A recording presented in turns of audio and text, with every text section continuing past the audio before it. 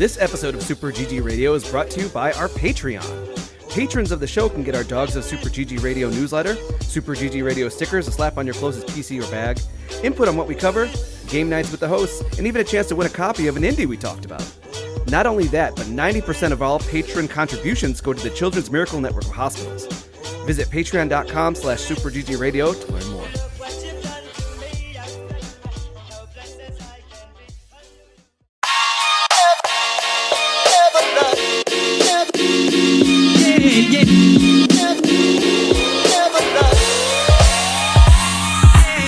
What's good, Internet, and welcome to session 247 of Super GG Radio, where friends chat about video games and all things adjacent. I'm your NRFB, that's never removed from box for you people who don't know what it means. Collectible, Eric Eddie Gettinger.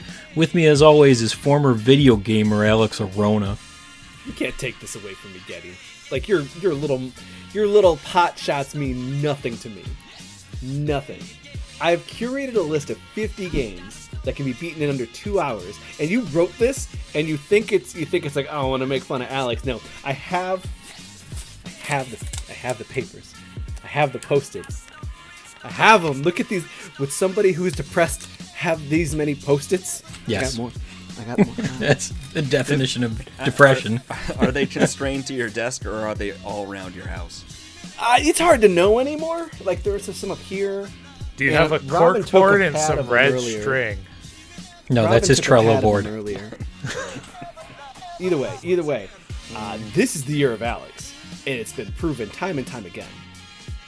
Well, rumor has it you're currently losing the beat list. That's simply not true. It's a rumor, and you know how we feel about rumors here on Super GG Radio. We only talk about the ones that are incorrect. Misinformation. Exactly. So, previously knighted dude Joel DeWitte. 114. That's my final number for the year, and that count it. That's where we're going. And I'll take a week off from gaming if Alex pays me the $20 he owes me. That turned into a PS5 Pro. First off, that sounds like a fair exchange. You should take that. Also, I don't think the bet was between me and you, Joel. I think it was between me and Getty. We don't have receipts. No. It was between you and... Here's what happened. You two were arguing about it. You bet on it, Alex. Getty said no. I said yes. Yeah. Okay, there we go. Okay. Yeah. Okay. So you owe that man $20. I remember. Now give me my PS5 Pro. All right. Lastly, we have Balatro legend Alec Parks. Now that I have finished Dishonored. No. The deal was you finish it and then you get the code. You don't get a participation trophy here, Alex. That's not how this works. That's okay. I bought it with my own damn money. Did you? Yes. But you have a code. No, all the codes I found in our emails didn't work. Alex, you He son took of too a long bee. to finish Dishonored, so I gave it to Phil. Whoa. Which he also, he's like, thanks, now I'm playing Balatro a bunch. Whoa. Not cool, dude. Took a long time to finish Dishonored, Alec. He didn't even finish it. Well, I have to say, I think Alec has the quickest win time out of all of us. Really? I mean, when did you pick it up? How many hours are you in? Give me a second to pull it up, but I think I'm only like 2 hours in. Yeah. Maybe 3. Yeah. Oh. It's like 6 for me. Really? 6, 8. Oh. It was longer than that for him. I just had a really good run with one that gave a Joker that gave me an extra multiplier for every hand I played, and then a Joker that multiplied my multipliers by 1.5. It was a good synergy there. Oh, that'll do it. That'll do. Well, this week we are going first person in early adopters, running through the ringer at the news, and finally getting to talk about that sweet, sweet Persona 3 Reloaded in the backlog. Oh, I could be playing it right now. I'm really glad that you're starting to see that I do group the early adopters thematically. No, you don't. It's all random. I mean, last week's was all Sonic. This is all first person. It was on purpose. I refuse to believe that Sonic the Hedgehog is red now. I refuse to believe that much thought's being put into this podcast. Yeah, it doesn't sound right. You can believe whatever you want. Pretty sure it's just dumb luck. These are all rumors. I have a list. I have lists and post-its of games. Can neither confirm nor deny that there are themes. Nope. I got these lists. What did you want me to say that we're going reptile in early adopters? No, you did good. You went first person. No, there was a theme no, there. bad, Alex, bad. You should see what next week's theme is. We will. And that'll be it for this week's episode of Super GG Radio. All right, fine. Early adopters, where we play alphas, betas, and games where we're just struggling to survive. Truly, this week was a struggle to survive. Let's start with Serum. We sure played a game called Serum, and Alec was the one to point out, this is 15 gigabytes? Yeah, this is a beefy boy. It's a beefy boy. Serum. Imagine, if you will, you are just a regular guy. You're like, man, I'm gonna go to work. I'm gonna get some testing done on me. I'm gonna get that bankroll, and then I'm just coming home to my wife and kids. Like I used to donate plasma for beer money. Yeah, except this is you kids, and you're trying to save up the money to. I believe it's save your kid. Yeah, that seems right. That's the opening. Way different. And then Same thing. But then you wake up completely disoriented in a strange land, and your arm. So this is a first-person survival game, but you look at your arm, and it's got like a timer written on it. Fantastic. I think there was a movie like that. I've seen clips of it's Justin Timberlake in it, right? Yeah, I think that's the one. That floats around TikTok every so often for some reason. So you got a timer here, and it's like, all right, well, you better go find some way to stay alive, and that's what it is. Because it's a survival game, like you're completely like at a loss for everything. You don't have much time. I think it starts you relatively short, maybe 3 minutes right off the bat, and then you have to find an item that'll allow you to extend your time, and then you just go to a base, and it's like, all right, well, now you have to collect stuff, and you have to build more, just everything. You got to build an axe. You got to build.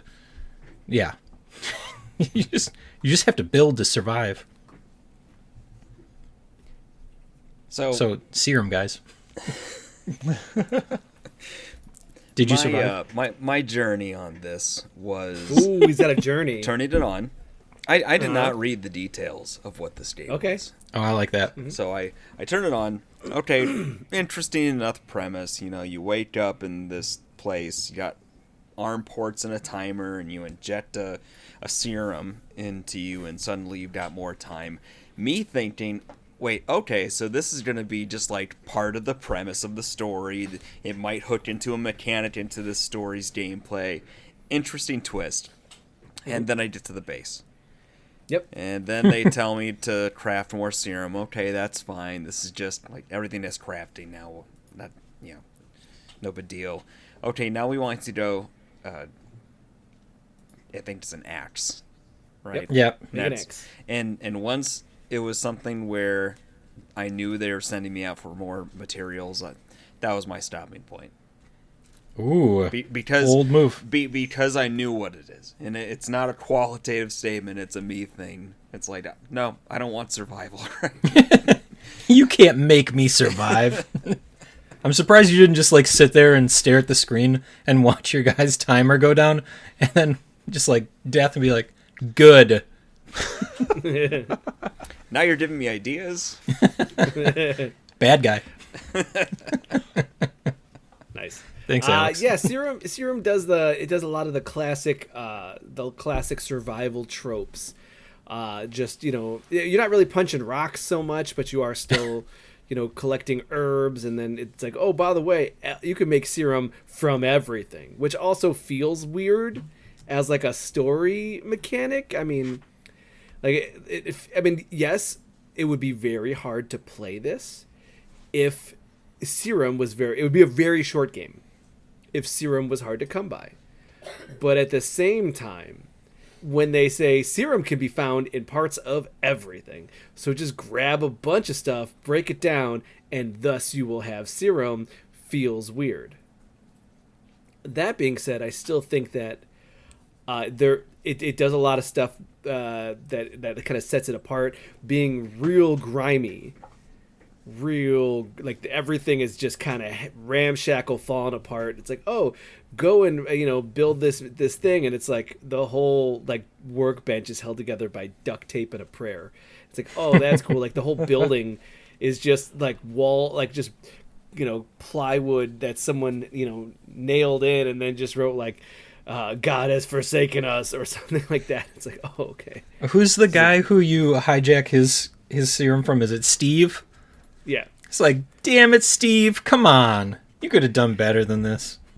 Yeah, and even just like they're like, oh, there's a timer on your arm. It really looks like they put something real not supposed to be there under your skin, like a whole like board, and then just hope like you're like grafted your skin over. It still feels scabby. The whole thing looks like there's a lot of pus involved. And every time you look at it, I'm like, that looks gross. Mm-hmm. So it stands apart that way, and where it just really kind of puts the real post-apocalyptic like grime there, and I think that's kind of what sets it apart. And then also just having to always deal with this mechanic. I didn't see a hunger or thirst meter, so I assume that the serum kind of acts in place of that. I think that you are supposed to be able to complete the game in a cycle. So maybe it doesn't make as much difference for you to need to eat and drink. So once you get going, once you start to build your axe, make all the things that you need, and then it's like, all right, you're going to go ahead and find it's not a monorail, is it? No, it's like a lift. It's like, oh, go to the sky, whatever, like chair lift or something. Yeah, the sky train. Yeah. It's like, go over here, and then it's like, all right, I did it, and he's like, good. It's not going to work. Like, oh, all right, go to the next one. Like, what do you mean go to the next one? So you start to like run, and you get into another area. I believe that even in this intro, they're like, there's 3 biomes. Like, great. So even with the amount of time that I spent in there, I had used all of my serums up. I was being chased by like a frog, a mixture between a frog and a wolf. Yeah, I forgot what they called them. They had very specific phrasing for them. But they also swarm you. It wasn't just one. It was like 4 of them that popped out of nowhere. Yeah. I also managed to kill a zombie. I feel like that was an achievement in itself. Oh, I didn't. I was my biggest enemies were the weird antelope rabbit squirrels. Yeah. But there's enough weird animals in this game to haunt your dreams for at least a week, just in this demo. And they have horror like survival style games. I mean, Subnautica was that a little bit. The Forest and Sons of the Forest are 2 of those that are also very similar. So having those kinds of games where it's survival, but now let's put a horror tinge in it. That's definitely a thing that exists. So this is another one of those that I feel like does a pretty good job of standing out on its own. I will say, I think I prefer a third-person survival game more than a first-person. Name one. State of Decay. I don't. That's third person? Yes, it is. I always thought it was first. Okay. Yeah. I don't know. Something about. I feel like sometimes with first-person shooters, it feels slower. There's Pal World. Yeah. But I mean, like I was thinking like Minecraft and stuff is all first person. Right? Yeah. But I hear you. I hear you. But you know who we didn't hear from? Alec. Yeah, that's because Joel's story mirrors my own. Oh. I got out there after installing a 15 gig demo. It feels like if you installed 15 gigs, you should You might. I feel like you would have stayed a little longer. The hard drive commitment should mirror your gaming commitment, right?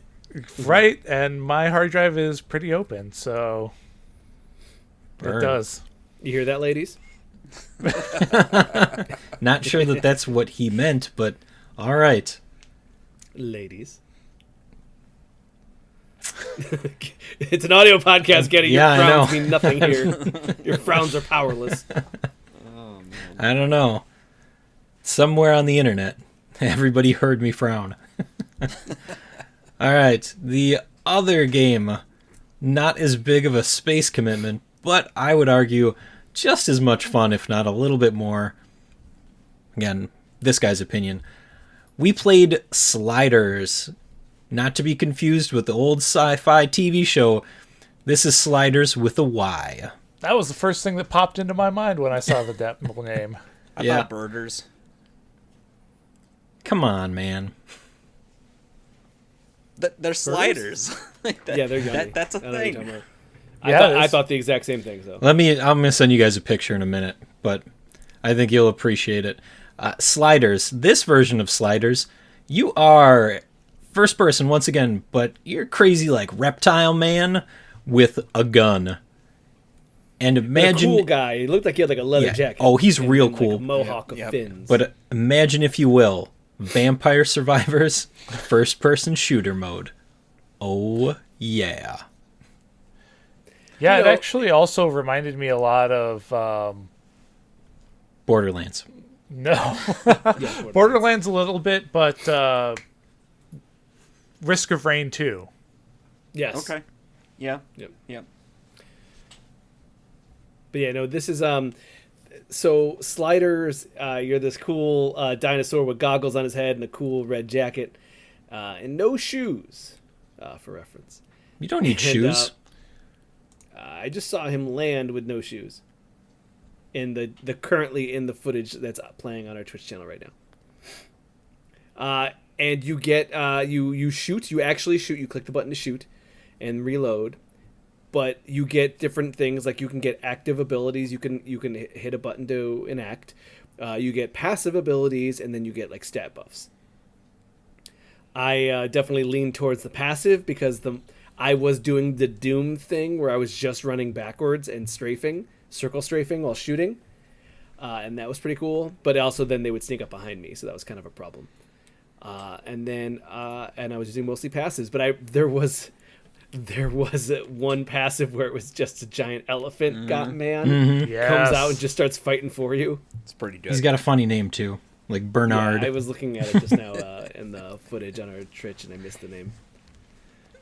And it's just really funny because you'll let him go and just focus on your own thing, and then turn around and you just see him slowly lumbering towards an enemy. It almost looks like an action scene.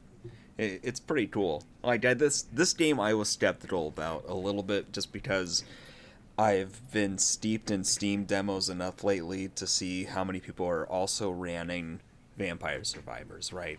But there aren't many that I've seen that have taken the format and actually injected into another genre or construct. They had all been just, this is Vampire Survivors with this theme, right? The 3D space changes stuff enough considerably, and they flow the rate of enemies the right tempo where it's challenging but still achievable. Like, I played 2 rounds, completely fumbled the first time because I didn't really know what I was doing, and then the second time I made it to about 12 out of 15 minutes to get through. And it was something that I felt like if I had more time to play, I would have been able to beat that and continue that loop of unlocking stuff like there is in Vampire Survivors 2. Overall, like it's a very straightforward game. Like you, Alex, passives, the missiles that launched on their own. They had like ninja stars, and then the active weapons like a turret. There was a laser gun. There was like a laser strike from the sky you could do. Yeah, you can get orbital strikes. Yeah, it was a little bit of Helldiver bleed in there, but yeah, I think this is pretty good, and I'm looking forward to it. So 15-minute round. Believe that the maximum amount of enemies that can be out is 40 or 50, but there's also bosses. Yep. I figured it was more than 50 because they said that you became overwhelmed at 50 and there was more Really? damage dealt. Yeah. I guess I never got to having more than... Yeah, I never hit like the threshold then. Neither did I. I was a murder machine. I One made it run. close. I think I was like 2 minutes. Oh, left. you closed the. Yeah, I sent you guys a picture because I was like, yeah, this was insane. Just complete anarchy. Just doing butt stomps on everybody because you could get the ability where if you do a double jump and then land, it would do like a crater and damage everything in the area.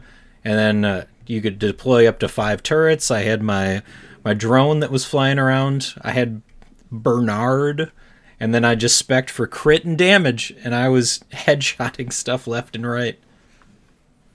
Unstoppable. Yeah, I never had the butt stomp. Butt stomp was clutch. I definitely did a lot of like health regen, but it did not help that much. Well, that's because it affected how much you recovered. It's poorly named. It's not a regen. It's how much you recover when you get the health items. Oh yeah, okay. Because I only saw them a couple times. Yep. Hard to come And by. then you also get from the bosses, you get gear, so you can equip different gear that have different stats on them as well. And the bosses were interesting, and I think that like again, you have like these little demons and robots and like a lot of different like varied enemies. So I think that there's a lot they can do. They already have a plan for more level like area, like little arenas. I also, you unlock stats that are for permanent runs. You can change out the stats and buy stuff like that, as well as I believe I saw cosmetics. Is that correct? I didn't check for that. I didn't really... I wanted to see what I could buy, so I'm pretty sure there's cosmetics. How much...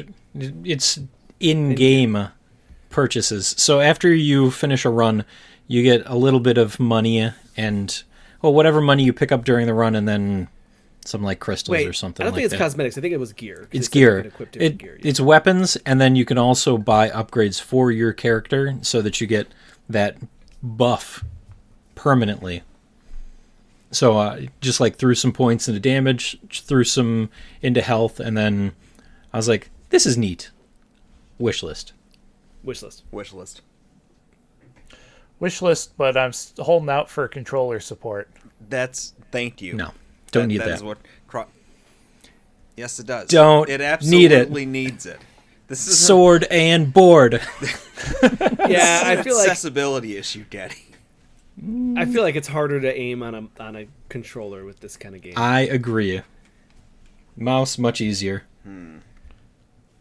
I don't know. I kept running into my keyboard. What? Yeah. Explain. With my mouse. I was running with my mouse. I was running into my keyboard when I was trying to turn around and aim and stuff. What, are you NPR? You got a tiny desk or what? Yeah. I do have a tiny desk. Why? Because that's all I can fit in my living space. You know what? Hold on. I see that there's... Keyboard. Hold on. You, Betty. Hold on a second. I see that there's at least an L-shaped desk there, no? You got an Yes, L-shaped? it is. Yes, it's an L-shaped desk, and one half of the L is dedicated to my personal setup, and the other half is my work setup. Just move the keyboard over here to this part of the L, and then go over to this side where I have my mouse. Yep. Problem solved. I don't see the. You don't like need you to make your look own down problems. to know where your WASDs are, do you? No. Oh, Yeah. God, no. Yeah. Just put it out. That was like the PlayStation 5 controller charging hack. You just charge that thing anywhere. What? Sorry to be sassy, guys. Okay. No, I love the sass. Bring it on. So, Serum, Slyders, a lot of S words this week. See you later. Nope. No. Nope. So here's my proposal. You ready? Mm-hmm. All right, everybody's going to purchase The Forest. We're all going to play it, starting at midnight. First person to quit needs to play an entire Assassin's Creed game. The Forest. Let's see. I'm in. What that is. I like Assassin's Creed. So then why do the contest if you're... No, it's more like that's not a punishment I'm worried about. The first 4 were excellent. He has to play the 5th one. What? We get to pick which one you play. No one wants to play the 5th one. It's too bad. I think Or Getty. the 6th one. I think Getty Or touched the on se- an wait. idea here, though. Like The 7th one is concept good, of the a 8th one's stream bad. marathon where all of us are playing the same survival game and seeing how long it takes for people to tap out. Oh, but this It'll- is like already- a creepy one. It'll be like one of those contests where like you had to have your hand on a car, and the last person who's not touching it wins. Stuff like that. Except I I read- and we already guarantee have one the of us setup for this. is gonna We already- see it, like see one of the monsters, and they're gonna be like, nope, and just get up and walk out. That's why you Is gotta do it at midnight. Is it me? And we already have the setup for this. We just gotta Alex do it. already has. Alex has got content for days. I do. Content for days. Okay, we're gonna take a break, and we'll see you on the other side.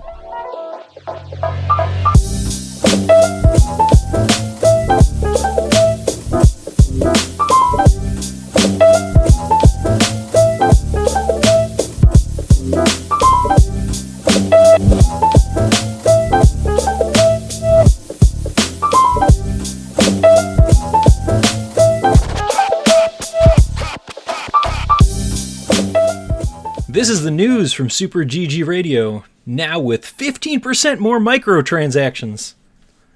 Hey You guys, said did it you- was good sized. not these microtransactions. Hey guys, you hear about Overwatch 2 Cowboy Bebop skins? They only cost you $25 each.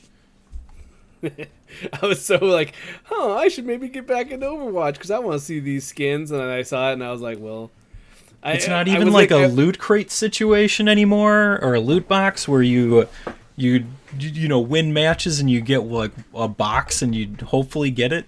You have to pay like out of pocket now. There have been articles floating around a little bit about this and how Blizzard's been through a very tumultuous time lately with their development and their operations, especially revolving around the acquisition of Activision. So it sort of exposed a lot of issues they had because the game also was supposed to have a single player mode. I think certain like mission type things, and they got canceled. I wanted Battleborn. Instead, I got Overwatch. Battleborn was real fun. The lore and story, there is a dedicated fan base out there that want to see the stuff fleshed out into a broader narrative, and it's too bad for them because they are really interesting characters at the end of the day. But $25. $25.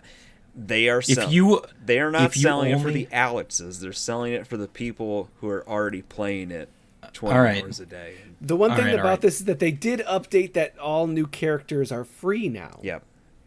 So at least you don't have to. You used to have like, at to least you can- complete a battle pass or something to get them. Yeah. Battle Pass. Battle pass. Lisa needs braces. Battle Pass. I was like, I should probably get it back in Overwatch. I want to see what this costume stuff is about. And then I saw the new. I put the news story in, and I was like, well, that solves my problem. Uninstall, because I was gonna play it, and I was like, I should install Overwatch. And I looked at it, I'm like, oh, I never uninstalled it. Sweet. And then this happened, and I'm like, nope, uninstall. Only $100 for all 4. Or 40 gigs of my hard drive space. We know that you needed that space. I need my space from Overwatch. All right, I'm gonna go back to the other news articles. I had to jump straight to that one. It's too good. It's just too good. All right. Story and tech footage of 1943 Rise of Hydra, the Captain America Black Panther video game. This is a thing that's going to happen. It was news because they had said this was a Captain America Black Panther video game, and that was all the information they gave us. And now we get story, we get there was a whole tech demonstration just explaining how deep their their graphical fidelity and shaders and minutia of how they're rendering these effects. And then we got some story footage of the Black Panther Reno's great grandfather or grandfather fighting Hydra with Steve Rogers. Oh, Steve, you did it again. It looked good. The facial mapping looked great. The acting, the story seemed interesting. They're at odds in the beginning. Of course, they team up later, but you see them like get that clash of like these two guys fighting each other. So whoa, cool. Alex! Spoilers. This is literally just the tech footage. It's in the demo. There's no spoilers. Remember when we spoiled that the grandpa dies at the beginning of Stardew Valley? Wait, what? Joel found an enamel pin. Yes, with the scene of the grandfather dying from Stardew Valley. What are we doing? Somebody's going to buy that pin. I guarantee it. I debated a hot second. I was looking at it and I was like, my mouse is over the buy button. Oh, all right. Next piece of news. New rumor. Dead Space 2 remake. It fits. It fits the MO with the other stuff that we've seen. The success that original remake of Dead Space had. The success that Capcom had with Resident Evil. People want their horror games touched up a little bit. Yeah, this came out of EA promotional material. They were showing, giving away like, oh, look at these, stickers and all this stuff. And then some of it was from Dead Space 2. So why would they put that on promo stuff? Yeah. Not bad. I'd probably play it. I played both of those games fairly recently. Third one did not get into. I would play the third one. I installed it and then I was like, huh. If it came with the DLC, which gave the true ending, sure. Oh man, is that like a Mass Effect thing? What? What do you mean? I thought. Well, I remember hearing back in the day that they updated the third game with the true ending or something. No, I think it was through the DLC, but it was paid DLC. It wasn't a true ending. It was just like, if in the end of the day, it ended up being like a, hey, the gang's all here type like bottle episode. Mm-hmm. So if you wanted like a feel good like, here's a whole gang and they're all just palling around. Got it. That's what the DLC was, and people were real happy about that because the ending for Mass Effect is just kind of black and white. Mm-hmm. Yeah, don't spoil. And it kind of, I'm not. That's why I'm dancing around it. But the DLC is just like, oh, it's my friends again. Mm-hmm. Okay, all right. Wait, do we? But no. We playing it? Is Joel playing it? I have started. You started it? Yeah. On the internet? We got to have that discussion at some point because but let me finish my thought on Dead Space. Go ahead. Dead Space 3 was at the height of EA's microtransactioning yourself to death. So they had just like 3 different premium currencies during Dead Space 3 that you could use for crafting materials, and they gave you like a little drone that would go gather crafts for you, but it would have its own in-game timer. So it's like, oh, this robot's gonna go gather some materials for you to craft new things, and it's gonna take 30 minutes. It could take 5 with a little bit of cha-ching. They were doing that the whole way. So when Dead Space 3 ended, it was kind of a cliffhanger that then the DLC kind of wraps it up. So it was them just really milking it. It was problematic, but it was, I liked the ending. I never paid. I obviously paid for those games, but I didn't pay any microtransaction stuff. It's not necessary. He did the thing.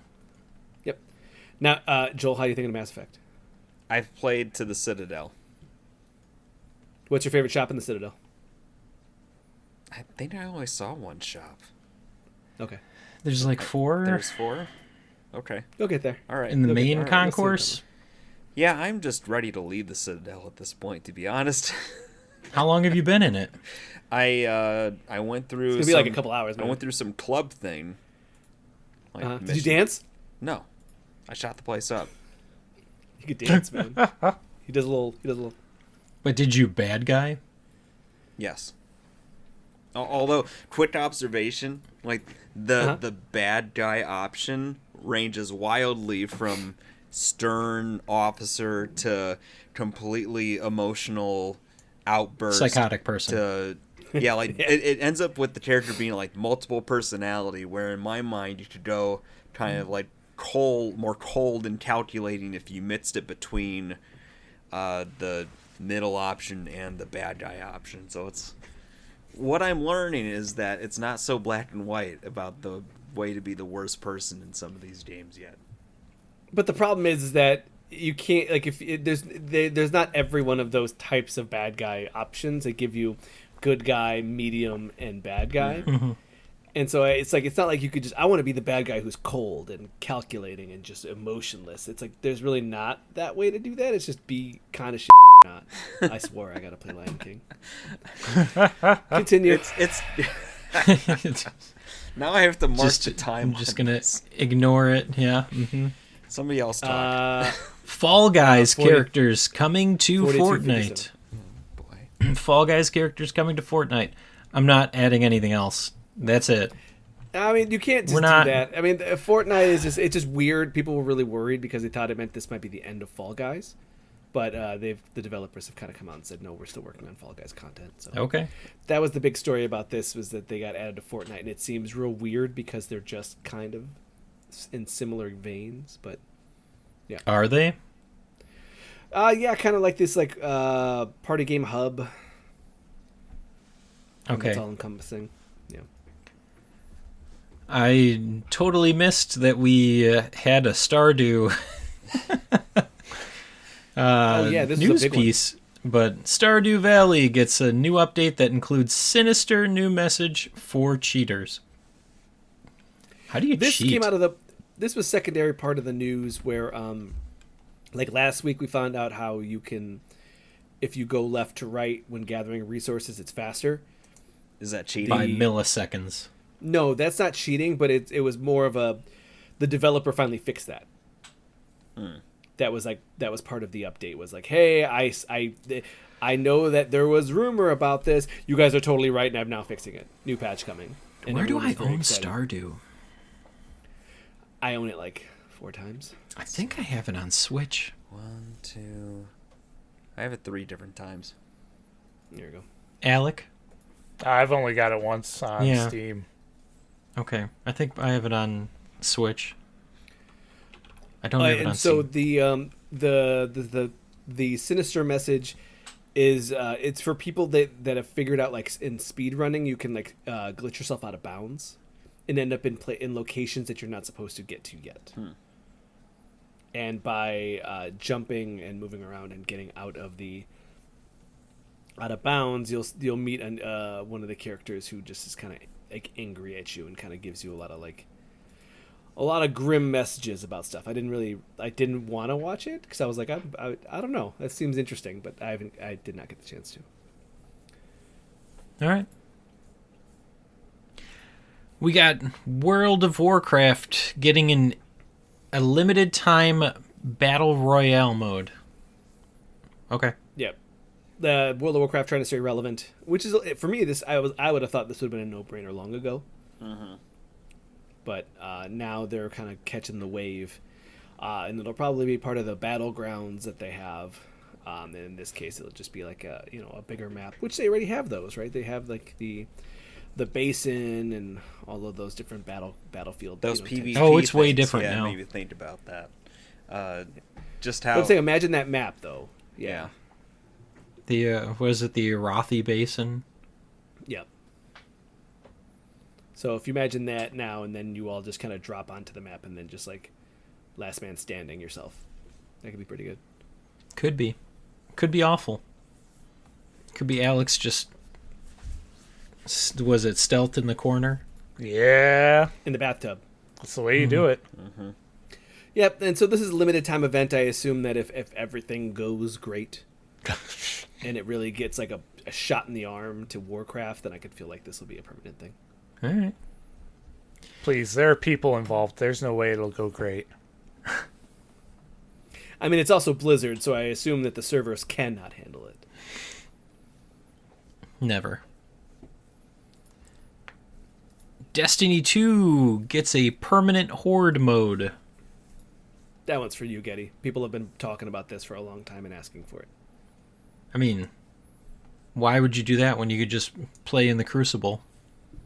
Yeah, but I think that when like the one mode that people like is always a limited time event. From my understanding, that's what the story was about, that there was always a limited time event and everyone thought was the best. And whatever that event was, people are talking about, oh, this is going to be the thing forever now. Okay. Are you aware of what this event was? No, I have no idea. How long has it been since you played Destiny? Getty, it's been about a year? Yeah, that sounds about right. I played whatever the last expansion was, and then didn't have much interest after that. Tried to do some of the weekly things, and was like, I'll pass. Got it. We got Vampire Survivors vinyl record. That's right. Vampire Survivors has a crazy vinyl record, and Joel is definitely getting it. No, Joel? but No? can't deny, very cool soundtrack. Like every song on that game, on those levels, you know, I can hear it in my brain if I just see the image. So Yes, I could hear it in my brain. I don't... Maybe I just have like such a weird... I have such a weird aversion to this, to Vampire Survivors being anything but that what I think it is, obviously. Mm-hmm. Where I'm just like, I don't think that soundtrack is that. I mean, it's very kind of generic chiptune-y. No. And like, no, is it earworm because you're sitting there for 30 minutes on loop? The first time you hit that forest and that song hits, you know you're in for a good ride. Like, come on. Yeah, the reason I think this feels like, for me, the reason why I'm like, yeah, I know that song and I know a bunch of these songs is Stockholm Syndrome. No, nobody kidnapped you. Nobody made you. Nobody held you hostage. I take my headphones off and I play with Wow. Wow, I'm sitting there for 30 minutes. I don't need the same song on repeat. Well, it's your fault for not getting good enough that you could add the boosts. You get in the zone. The hyper mode. I don't understand. You're doing those 30-minute runs much quicker once you hit hyper mode. I don't even know what that is. Yeah, exactly. Because you're bad. You know what? My defense is, I like Slyders. The burgers. There, I said it. Next piece of news. I'm going to let Alec give this one. Larian Studios won't make Baldur's Gate 4 or expansion or DLC for Baldur's Gate 3. They're moving away from the Dungeons & Dragons franchise. I feel like there's a bit asterisk to Baldur's Gate 4. That feels like a we have no plans right now thing. I mean, Are you if they're saying moving that away if there's from a check big enough? That's sort of how I feel. Yeah. I don't know. Sure. They're going to make themselves so expensive that, you know, they'll need to be really wanted if they're going to take it. Because part of this article that I saw was that they were trying to start DLC and expansions, but realized shortly after that they just like had no interest in it. That their heart wasn't in doing it, and so they just wanted to move on. So if That's what I'm memory saying, is that it serves, doesn't feel like it's any kind of amount of money that would make them do it. they did Divinity and they did Divinity 2, and then they hopped over to Baldur's Gate. So Baldur's Gate was not... The original Baldur's Gate games were not them. Correct. Yes. My Okay. point more is that if they're doing another game, you're talking about, what, 4 or 5 year cycle, roughly, maybe, for them to make a game. Half a decade is long enough where either they'll have the passion for doing it again, or there might just be new people at the studio that would want to crack at that series. Oh, you're saying that in 10 years we might see a Baldur's Gate 4. Right. Yeah. Oh, that's fair. Yeah. That's fair. It's more like the next game. Yeah. Yeah. Yeah, because I mean, again, they need some space. They need to get out there. I just wonder what that is going to be for them. Kevin Harwick had a fun idea, which was just being the whole backseat developer. What was it? What did he say was Shadowrun? Shadowrun already has a couple pretty good games, though. Yeah. No, but imagine a Larian Shadowrun. Fair. Maybe they'll do an actual tabletop cyberpunk. Yeah. That'd be a slap in the face. Yeah, it would. But it'd probably be really good. A lot of everything they do is going to have a whole lot of detail. Maybe. Hey, y'all finished Baldur's Gate 3, right? Nope. Next piece of news. Oh, this is Indica releases May 8th, 2024. We played that recently, didn't we? Yep. The release date was announced like literally an hour ago. Oh. These last two pieces came out like I was sitting here and I was like, oh news. People need to know about this. Well, because I was like, man, it's a slow news week, and then I was like, oh man, these are some big ones. Yeah, and also, that's on my wish list. So. Yep. Well, now you know. Oh man, that was a trippy one. Okay. Last piece of news. Nights in Tight Spaces has been announced. From the people that brought you Fights in Tight Spaces. Nights. Now we're just Knights. I thought this was kind of cool. I was very excited to see this. I was like, oh man, good for them that they're doing something else, and that's like, and I don't mean like doing something like that different. I just mean like the fact that I'm surprised. I'm glad that they made a second game. Not every studio gets a second game. Well, and funny enough, just having a theme change, like they're gonna be able to tweak the way the game works to make it work within that structure, right? So it's still probably gonna feel like a pretty distinct game. I agree. This with seems Knights. cool. With Knights. Yeah. With Knights. Just Knights. Okay. Into Dreams. Moving on. Best part of the whole podcast. Freebies. Yeah, freebies. Freebies. Freebies. Wah, wah, wah, wah. Yeah, air horns everywhere. All right. First one up. Call of the Wild. Angler over on the Epic Games Store. So there is a game called The Hunter, Call of the Wild. The Hunter is all one word. And it's hyper-realistic simi hunting.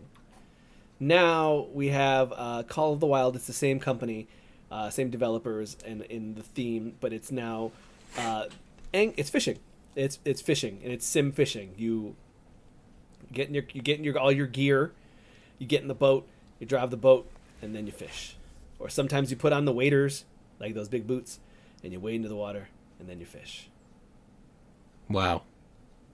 Okay. Solid. In my library. Next. Skelethrone the Prey over on Steam. This is a pixel art. It's trying to be a throwback to like Symphony of the Night with little Dark Souls thrown in. You have a stamina meter. You're dodging. You're rolling. You're attacking, and you're wearing what looks like to be skeleton bone armor. So throw in looks a little bit like it wants to be a little bit like The Witcher, but rolling and taking on beasts larger than life. Beasts. And last one for the week. No Love Lost over on Steam. Grab your ragtag crew and take up the nectar raiding trade on a dangerous planet that's become all the rage. in this PvPvE extraction game for 1 to 10 players. Complete against enemy crews to harvest as much nectar as possible before night falls. But watch out, you're not the only one roaming this planet. It's an extraction game. You could drop on a planet, you fight aliens, you get their nectars, you also fight other humans, and you get your dropship.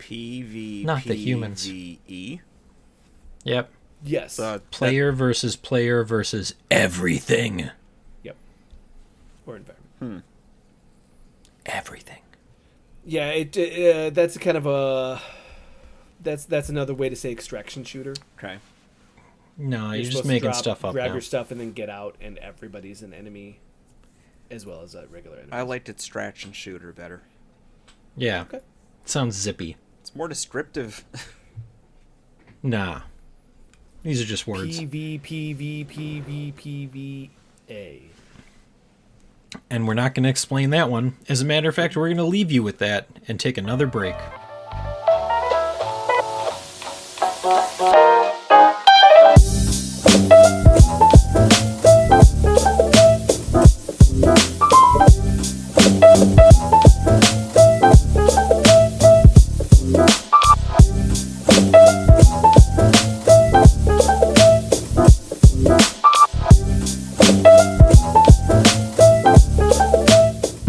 And we're back. Oh, now we're back. Come on, man. It's all about the points and the signals. No, it's not about the... There's no signals. I heard all right, and I was like, all right. I bought Night Signal. We stopped talking about what we bought. We're doing podcast stuff now. You're over here yawning on the track. I'm man. trying to stay awake here. And we're back. Back with the Backlog Blog, where we play games. Well, Alex mostly just plays games this week. So, Play a lot of games, Getty. Alex, tell me about Monster Hunter Rise.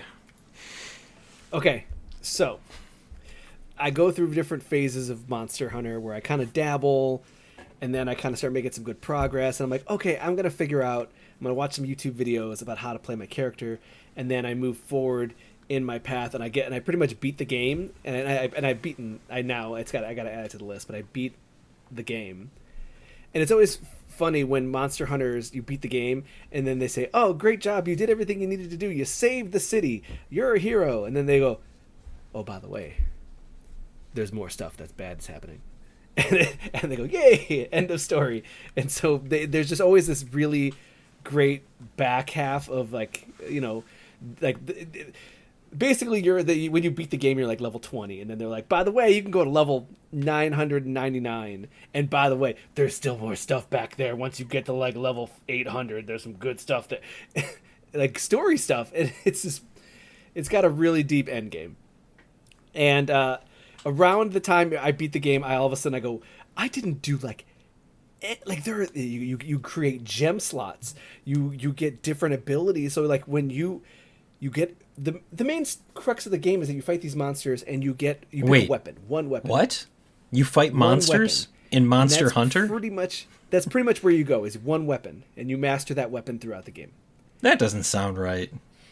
I mean, they give you the whole plethora. You could do it, but it behooves you to stick to one weapon. Does it, though? Joel? I think you have to behoove an animal to make your weapons. Yep. There you go. So, sounds like propaganda. You pick your one weapon, and I all of a sudden realized that I wasn't putting gem slots. I wasn't putting gems in my gear. I didn't even realize that you could swap out like your normal attacks. You can swap them out for press X and he does an overhead swing. Oh, I can make it so he does a vertical slash, and then now you could press all three buttons, and all of a sudden you swap between one combination of moves to another combination of moves. So you played it in hard mode because you didn't know, or you didn't take the time? It's more that the game shotgun blasts you like 17 different things. That doesn't sound like that sounds completely made up. A Monster Hunter game that just dumps tutorials on you and doesn't Joel explain... does not dump tutorials on you. I'm saying it does. I'm telling you. Does. Like, Monster Hunter, it's like, oh, welcome to this world. Like, all right, here's 46 tutorials that you need to look through in order to go on. And then you're like, I'm not going to do that. I had Alex no problem. doesn't do tutorials to begin with. No, I wasn't struggling. I'm saying is that there's so many deep mechanics that you can engage with them or not. And so where I'm at right now is where I'm starting to, when I get to the end game, I'm starting to engage in some of these more intense mechanics.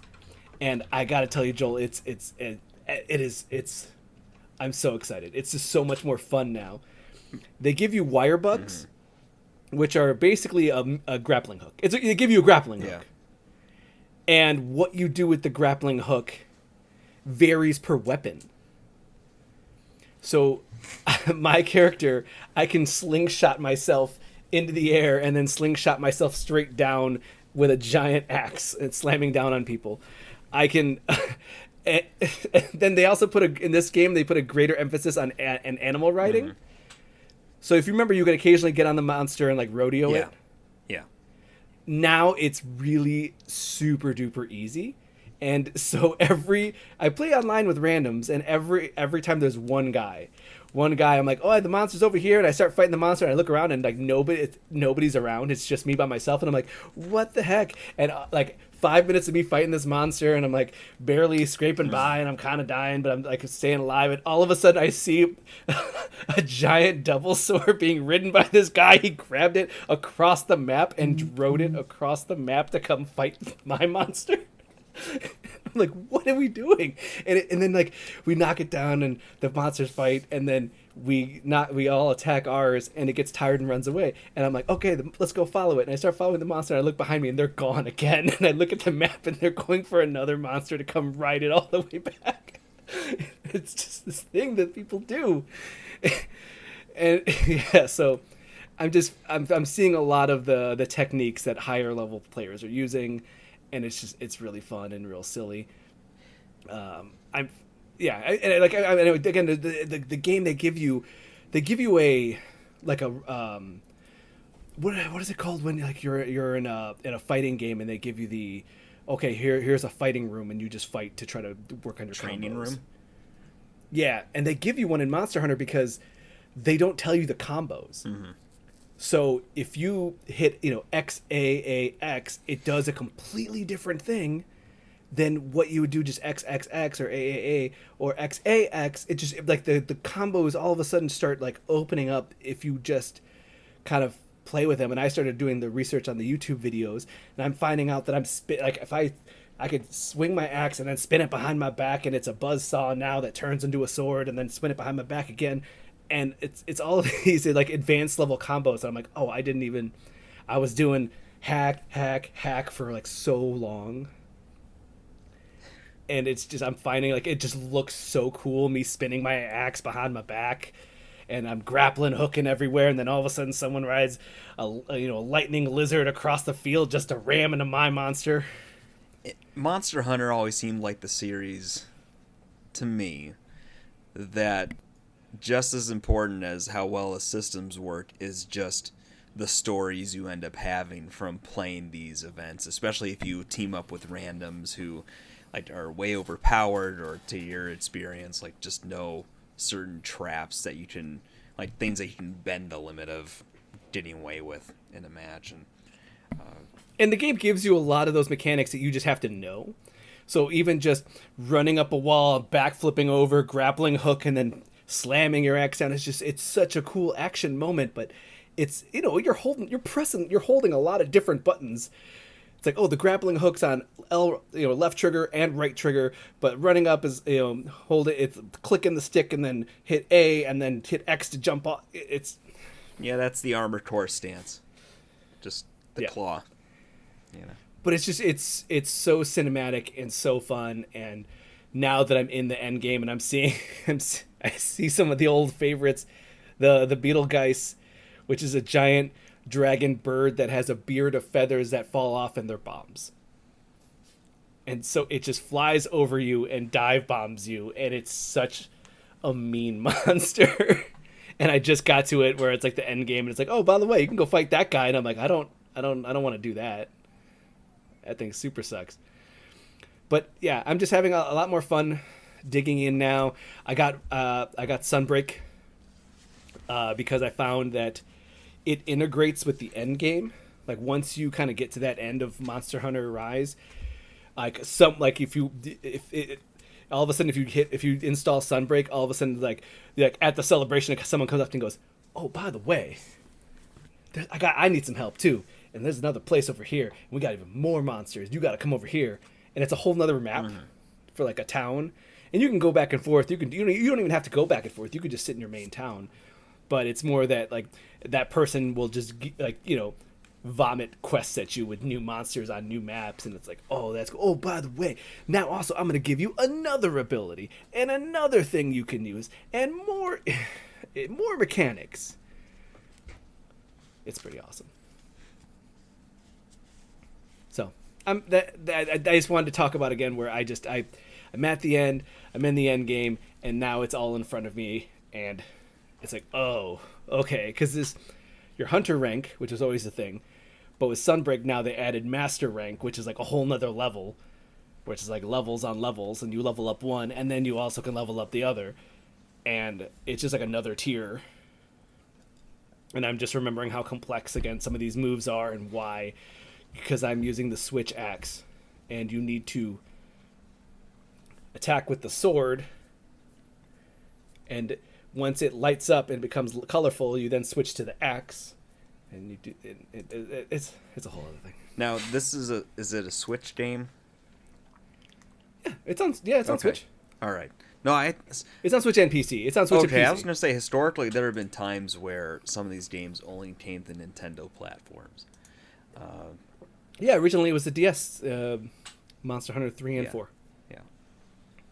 No, but World and this one were PC and Switch, though PC came after. Got it. But yeah, I'm really happy to be in the end game again. And I'm like really enjoying myself. And now it's like, oh, you're at hunter rank like 20, and then your master rank 0. And I'm like, oh. You should feel bad. I do feel bad. That's why I'm like, oh no. Oh no. I gotta get back into this. Let's do it.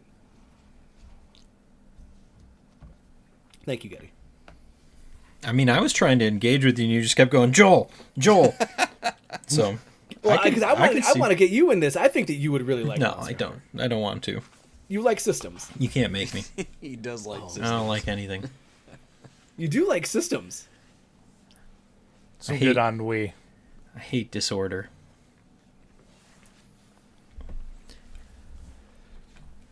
All right, Alex, tell me about Persona 3 Reloaded. You tell me about it. You put it on here. No, you're so much further than I am. You've had this. I'm absolutely not. You've had this for like a whole week longer than I had it. I haven't played Monster Hunter, man. It seems very apparent that I've been playing Monster Hunter. That doesn't sound right. It kind of does. Joel, did I not make it apparent? You know, we're still talking about it, so I feel like by virtue of that alone. You just keep hiding behind that barrier of Joel. Go ahead. I liked the Persona 3. I think that they did some really smart updates. All right, what do you like about it? Comparing Persona 3 Reloaded to back in the day, or even if you want to talk about the PlayStation. 5? No, I was going to say PlayStation Portable, PSP version. Vita. I've beaten the game twice, and it was on PS2, and then it was on PSP, and I got halfway through for Vita. The Vita, that was the other thing. Yep. The Vita. All right, so tell me, what systems do you like that they enhanced? System. I like that in Tartarus now the actual locales look different. Mm-hmm. You are going through this dungeon that is procedurally generated and randomized, and you're just going through fighting monsters and leveling up to go higher. That's pretty much the entire grind of it. You're not really doing a whole lot else. And and that was the thing, is that I loved Persona 3 for its aesthetic, its characterization, stories, the music. But the gameplay itself was kind of dry. And I feel like now with the colorful updates. You know, they do the thing where you open the menu and it's like bang bang, your character's like falling in water and then now they're upside down. It looks so pretty. And then also updating the way the procedurally generated levels look different. So at least it's enough that I don't feel like I'm doing the same thing over and over again when I definitely am. It tricks me, and that's good. But if there wasn't ever a time for me to remember, oh wait, you don't do a ton in this game, because I'm not as far as you, and I'm almost maxing out a couple of these like friendships, right? I mean, there's still a lot of friendships. There's a lot, but you have to admit though, right? You blast through the friendships. I vary them, but at the same time, I've been trying to max out my social skills too, so that I can get the bonus friendships that you can unlock with all the female characters of C's. The love interests, they need the intelligence stat, charisma stat, or the courage stat. Yeah. There you go. And so if you're picking one of the love interests that are part of your team, you have to max out one of those stats. That was always a thing. I had done Yukari and the fencer girl. Okay. In previous runs, but the one of them is charm. That one's charm. Yukari's charm, and then the fencer girl is intelligence. Right. So one of the things that it became pretty apparent that they revised was the clock that resides inside of Tartarus at the bottom floor. When I played it, I previously borrowed your Vita, and I was playing it on that, and you could use, cold hard cash to get your characters back up to snuff, and then run back into Tartarus and do some more grinding, and then come back and, pay a little bit more, and it would refill all of your HP, all your SP, and then you'd be good to go. Now it's like, hey, you got them Twilight fragments? And I was like, what's a Twilight fragment? What is this? So they created like this currency, this fictional currency inside of the game that are not easy to come by. You get them from doing a couple of different things, but it really limits your ability to utilize that clock, especially because as you get like higher in the tower, and whenever you complete a boss fight, you can use the Twilight fragments to open one of the treasure chests. So then it becomes like, do I try and collect more? Because you can come across these treasure chests that you need the Twilight fragments to unlock just in regular searching. Yeah. But I mean, so I don't know if you discovered this, but what I found a whole lot of them by just walking. Like there's always the fast travel, like pull up the map and go here and go there. No, man, I already got that trophy. There's a set number. Trophy? Oh, in the map? Yeah, there's a trophy for finding all of the ones that exist in the town. Oh, I didn't realize that. The thing is, for some reason, it felt like it was randomized because I thought I'd got one twice. No. In the same area, and I was like, oh, it might just come back every month or something. I haven't experienced that, but you do get it from working on your social links, so making friends with people, and then you can also find them for Elizabeth. You can, and you can sometimes find them in Tartarus, but I mean, otherwise, you have to remind me because I don't know if I ever got that far. There were not limit breaks in the originals, so that's one of the things I do like. I ended up sending you, Alex, a short clip. I don't know if you watched it. Oh, I did. Yeah. I titled it, "This is what I do. I sit on you." And one of your limit breaks is that Jack Frost, he's one of the iconic characters. Well, him and another version of him, like Big Frost, they're like laughing and talking, and then just a giant snowman plops right down on the enemies and deals huge amounts of damage. The funny part is that your characters get limit breaks, which I thought was pretty cool. But then now they have these moves, these special moves. Whenever you when you've created the right combination of personas, they will just team up randomly, even if you don't have them on you. So that's pretty fun. Yeah, so I've been enjoying the limit breaks.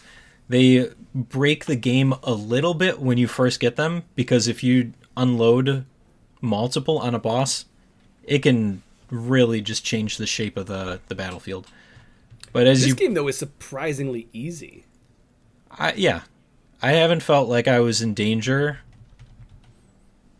I think that there was one boss fight that I died during, but it was because it turned out that I was already tapped out on everything and it was immune to physical. So I was like, I'll just wipe here. No, they I remember that, like, I was playing Persona 3 on my Vita less than a year ago, and it's so much grinding and so much just like trying to get levels up, and it's such a hassle. And now I get to the barrier where the game says, hey, you need to stop and wait for the story beat. And then I'm like, oh, cool. And then I wait till the story beat happens, and there's a boss there, and I fight the boss, and I'm like, just by getting to the point that I'm leveled enough to handle, like, get to the barrier, the boss is easy. So I mean, I don't know about you, but the first opportunity I get, I just run through everything. Like, I take it slow. to the barrier. I take my time. I mean, like, I go until like going multiple days to Tartarus. Yeah, sometimes. Okay. Just because I'm like, I go until I go find every boss, every character enemy, and I just sit there until I run out of SP. Once I run out of SP, I'm out. Oh, really? I'm not using items. I use items. I'm not going to fall into the same trap as we used to as young men. It was like, I need all of these elixirs for the last boss. And then you just never use a single You've one. broken that cycle? Yes. I have not. Constantly. I have not. I'm like, I got like 10 of these, what is it, Snuff Souls? All right. Take a bunch of them. Yeah, at this point in my life, I'm like, I do what I got to do, man. I'm not worried. There's going to be more. I'm going to find them. I know who I am as a person. There wasn't used to be. They used to, again, not give these many items, and all of a sudden I was like, man. Oh, yeah, I'm like swimming in it. Yeah. All right. So, I will say, if people want to play Persona 3, this is the ideal way. This one's fun. It definitely jazzes things up a bit. And like you said, one of the best things that they did to Tartarus was make it look much nicer. Enough that I'm no longer questioning if I'm doing the same thing over and again. Yeah. Like, now at least it's like, hey, at least, like, kind of lie to me. Lie a little bit. The lie a sweet, little gentle lies. Make me feel good. But not too good. But Persona 3 makes me feel good. Good. All right. So that'll take us over to our final segment of the night, unless anybody has any other announcements. You guys got have anything you need to announce anything? No video game homework incoming. We got. Whose turn is that? Does it matter? It's Alex's turn. Okay. Alec, when it's my turn, if I chose Dishonored again, would you beat it? No. Okay. All right. Fair. Just Dishonored 2. Yeah. All right. One last thing. This week's one last thing is brought to you by, I don't know, man. I feel like everybody spent too much on the Steam spring sale, so I'm sure that we're going to hear about that. Anyway, my one last thing. I realized that I would not be able to go to that Final Fantasy concert in Chicago. So when tickets went on sale, I got a couple of seats for next February in St. Louis. Good seats, too. Nice. I ain't doing any of that back row stuff anymore, guys. For who? For who? Yeah. Like, who's going? Yeah. Taking my wife to St. Louis because it's in the same time frame as our anniversary. Okay. Oh, I thought you guys were doing the Eclipse thing again. No. The Eclipse is in Next February? April. Dude, this thing is February of 2025. That's how far out. Oh, okay. Because I remember you guys went to, where'd you guys go for the Eclipse, like when it was last year? St. Louis. And that was Okay. 6 years ago or something like that. Yeah. I heard people were talking about the eclipse, and I was like, oh, is that a thing we're doing again? Yeah, but this time I think that Indiana's going to have a pretty good view of it. Yep. So you could go to Indiana. Okay. I don't care. You should go, Alex. I don't care. Indiana's a beautiful state. Okay. There's so much to do there. Getty, blink twice if you're being held hostage. No. Definitely never gonna go to that state if I don't have to. All right, Alex, your one last thing. Can I sell you guys on an app? I want to tell you guys about this app. It's called All right, I'm Merlin leaving. Bird ID. The Merlin Bird ID. It is run by the Cornell Lab. Are you getting paid to do No. this? The Cornell Lab at the Cornell University. And it is taking data about migrational patterns of birds. Now, what's kind of fascinating is that it will open your microphone, and it will listen to the surrounding nature and identify birds, which you can then add to your lifetime list. Getty, I'm collecting real life Pokemon, and they're called birds. You know, I know through reliable sources that birds aren't real. And the Earth is flat. There's turtles all the way down. Turtles all the way down. That's the only response I'll take. But the Merlin Bird ID, it's kind of cool. It's been a real dumb thing that I've been doing on walks where I'm just like, well, I'm gonna make sure that I'm gonna listen for some birds, and then they'll tell me if there's any new birds I haven't heard before. So Okay. that's my one last thing. Joel? Yeah, so first of all, anybody who wants to play Helldivers, feel free to find us at Super GG Radio on Twitter and message us, and we'll save democracy. Beyond that, no, that's enough. That's enough? That's enough. Yeah. Nice. Alec? So I did a silly thing during the Steam spring sale and picked up 2 RPGs. Chained Echoes and Star Ocean Second Star Story. Cool. So my next 50 hours of gaming is planned out. Sorry, guys. This before or after Balatro? Oh, Balatro is spiced in there for some extra flavor. How many of those games have you started? 2 of them. I'm 2 hours into Chained Echoes and 3 hours into Balatro. I meant Star Ocean. Oh, I felt like playing 2 Star- RPGs at the same time would be a dangerous I was game. gonna say that's a bold choice. Gotta do what you gotta do, man. Oh, they added some Carly Rae Jepsen tracks to that No. Fortnite. Fortnite Rock Band. This is Yeah, not yeah, all things adjacent. Sorry. And yeah, It's absolutely and that'll be it for this week's episode of Super GG Radio. Before we go, you can find us on X, formerly Twitter, at Super GG Radio, and twitch.tv/Super GG Radio, where I don't know, guys, what are you doing anymore? What are we even doing here?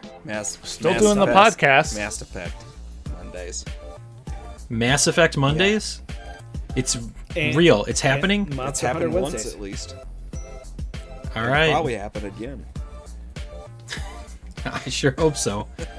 So Joel is being the bad guy on Mass Effect Mondays. Alex is Monster Hunter Rising and Grinding. And Sunbreaking. No. How about that deal? No, come on. It sounds better the other way. Okay. You're not breaking any suns. Let's be honest here. You're barely breaking dawn. Get out of here, Stephanie Myers. They bone zone in those books. No. They bone zone in one of those books. All right? You would know, Getty. Yes, You I know. would. The real fans know, Getty. The real fans read all the books and were disappointed. So weird. You read all those books for no reason. It was a personal choice. You had It time. was not a personal choice. You had time. I was living my life. And Thursdays, much like tonight, you can watch us in podcast form. Stay, get to know us, memorize our faces, our habits, patterns. New beta breakdown on the YouTube channel. And then defeat us in Mortal Kombat. What? New beta breakdown on the YouTube channel. Oh, Sue. Alex did a thing. We have four beta breakdowns this year. Yep. Go watch them. Now. Leave. No, finish the episode. I don't know what's If you'd more like to reach what's us- more valuable, listens on the podcast Clicks, or views. YouTube views. Well, I think they track when people cut out of the podcast, and we needed to listen to the end. All right, who's listening? Is it my wife asking me where I am? Is she typing inappropriate things in the chat? She wants to know if you're Winnie the Poohing. I can stand up and we can all find out on the internet. Let's not. If you'd like to reach us with questions or input, our email address is mail@superggradio.com, and provide us a review on iTunes or the podcast app of your choice. Thanks for listening, and good game, Alex. GG, Getty. Good game, Joel. Good game. Good game, Alec. GG.